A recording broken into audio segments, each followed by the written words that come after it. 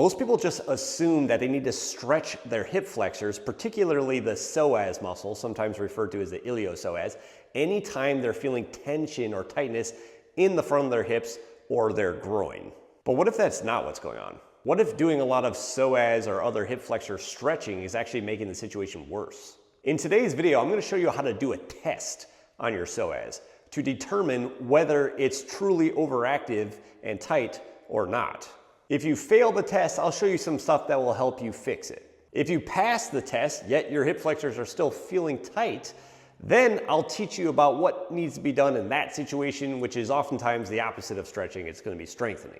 But we'll get into all this in today's video, so let's go. What's going on? Blake here. So the psoas is an interesting muscle. It's a hip flexor muscle, which means it flexes the hip, all right? Pulls your leg up like this. And it's probably one of the most misunderstood muscles of the entire body, all right? This is unique amongst the other muscles that can flex the hip, the other hip flexor muscles, because the psoas is the only one that attaches directly onto the lower back, the lumbar spine, runs forwards and attaches on the femur here. So it's the only hip flexor muscle that is directly connected to the hips and the low back, the lumbar spine. Now, when the psoas is truly short and tight and overactive, there are some common things that usually can be observed in somebody's posture when viewing them from the side. They're typically going to have kind of a forward lean going on where they're leaning forwards and their nose is over their toes. But the big thing going on here is the pelvis will be tilted forwards a little bit too much. We call that anterior pelvic tilt.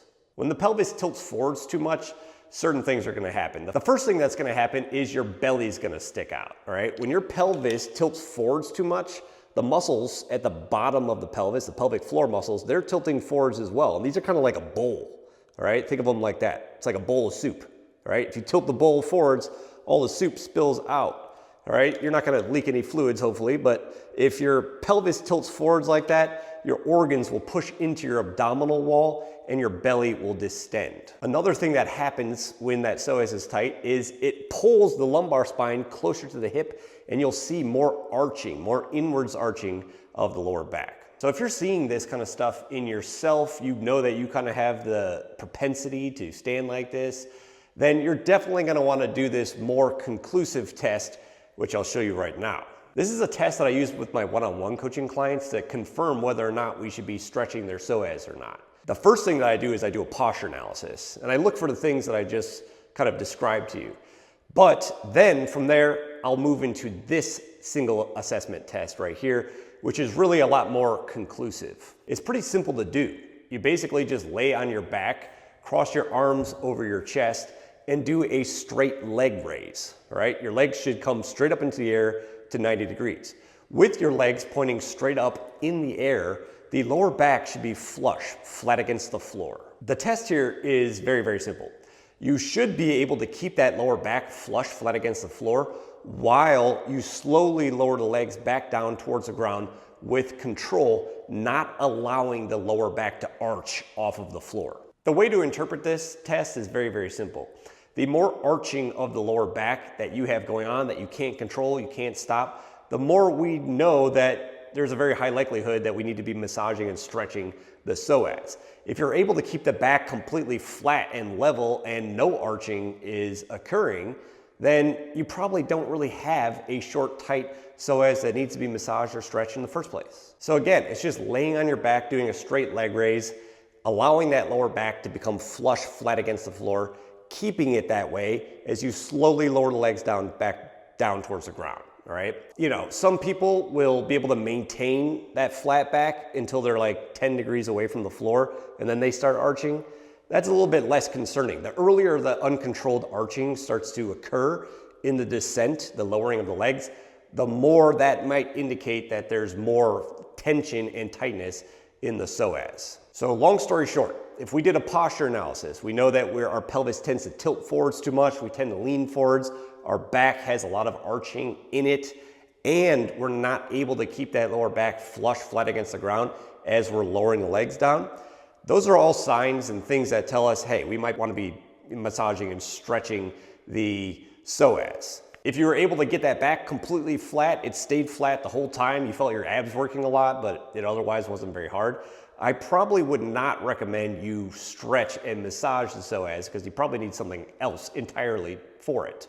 But if you failed that test, here are two really, really powerful things that you can do about this. One is use a Psoas, all right? I have no affiliation with this company.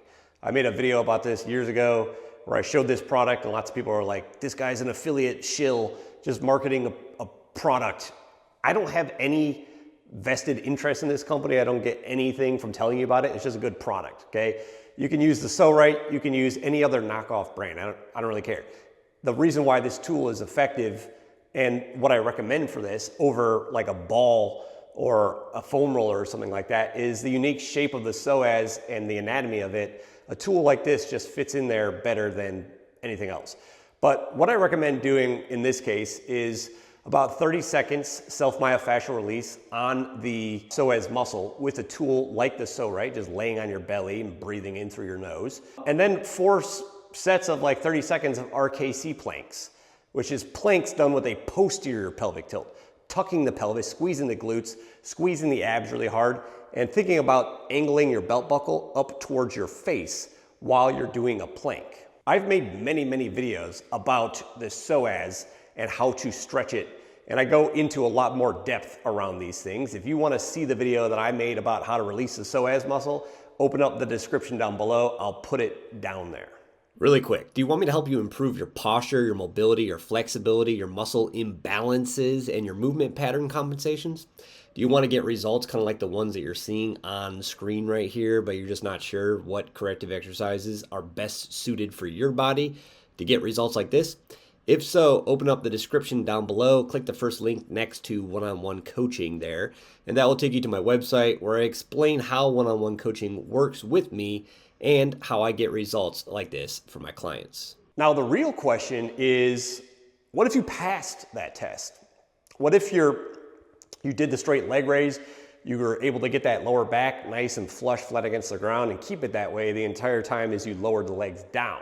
What if that happened, you did not fail the test, yet you're still feeling tight and tense in the hip flexors? Well, in this case, your psoas might actually be weak and needs to be strengthened instead. People that have weak hip flexors tend to stand more in like a sway back style of posture, which is characterized by the hips shifting forwards, the hips moving forwards, and the upper body leaning backwards. That's why it's called sway back posture, all right? The body usually takes the path of least resistance. So when the hip flexors get really, really weak, the hips tend to shift forwards into that weakness, and then the upper body kind of compensates for that forward position of the pelvis, and the upper body leans backwards, all right? So people with anterior pelvic tilt and a tight psoas, they're usually leaning forwards too much.